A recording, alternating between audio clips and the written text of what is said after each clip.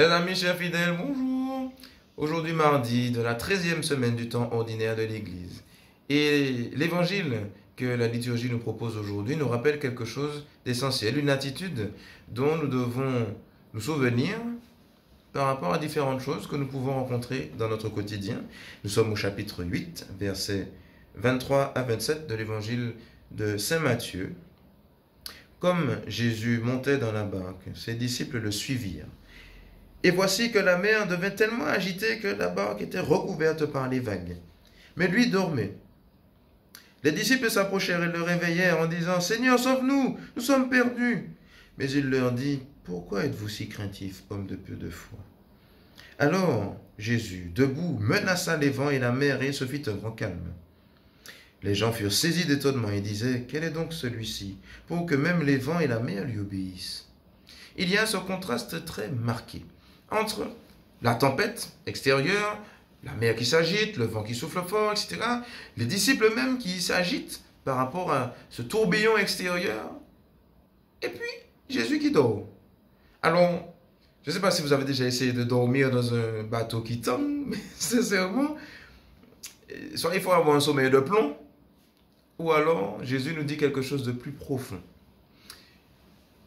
Et d'ailleurs, la réaction des disciples qui s'approchent de Jésus et le réveillent, un peu paniqués, « Seigneur, sauve-nous, non, je vais mourir, je ne veux pas mourir. » On a aussi ce réflexe-là parfois, nous.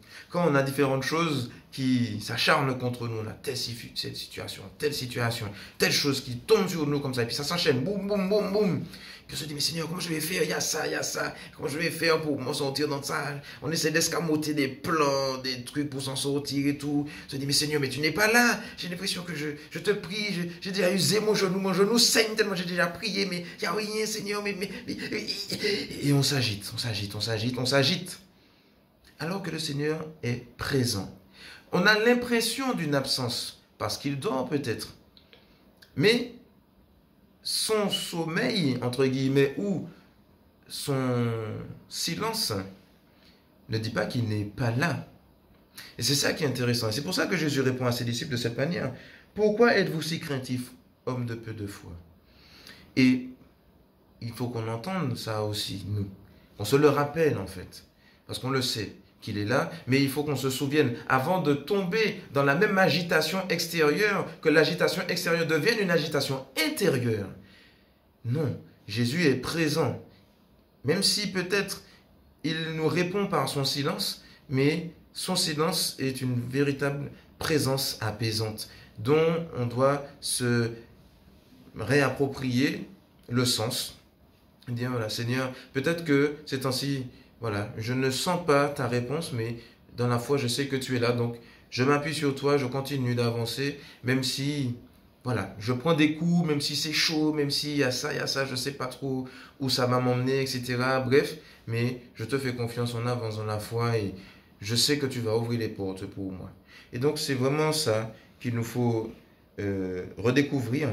Et d'ailleurs, juste un rappel, la mer dans la Bible est vraiment cette force de chaos, les puissances du mal. Et quand Jésus fait calmer la tempête, il se manifeste comme Dieu, vraiment, comme Seigneur de la création.